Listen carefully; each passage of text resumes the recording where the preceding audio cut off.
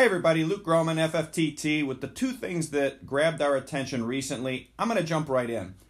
First is something I tweeted last week. As a matter of national security, China cannot accept a trade deal that leads to a higher yuan versus the dollar unless that deal allows China to import key commodities and especially energy in their own currency.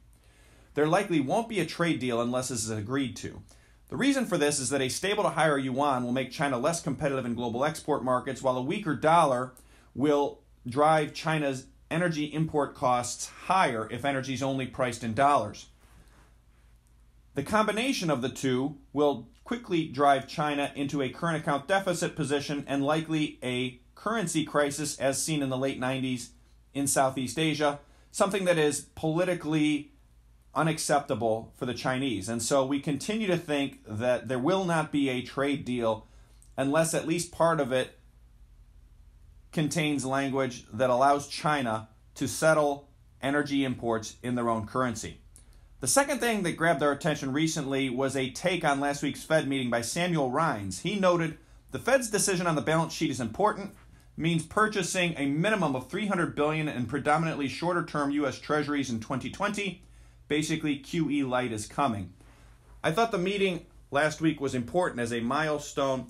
It dovetails with something that we have talked about since late last year, which is that QT will end sooner than expected, QE will return sooner than expected, and likely in amounts bigger than expected, likely by no later than end of 2019 or early 2020.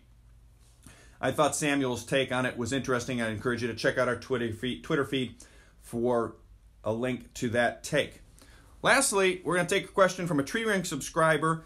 Notes that I'm holding physical gold, but why am I not holding gold mining shares in my portfolio as well? And the answer is simplicity and to just mitigate risk. Simplicity because I just don't have the bandwidth to do the due diligence on mining shares, the ETFs or what's in the ETFs, rebalancing, etc.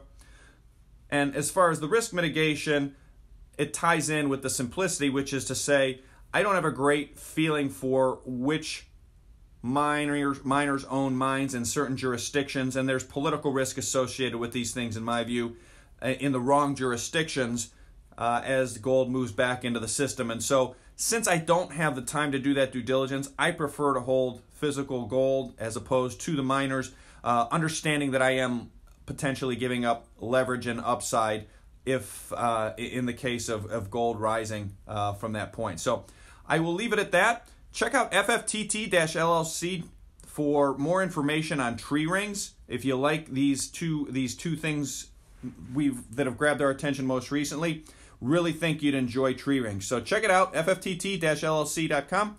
Otherwise, look forward to chatting with you soon. Take care.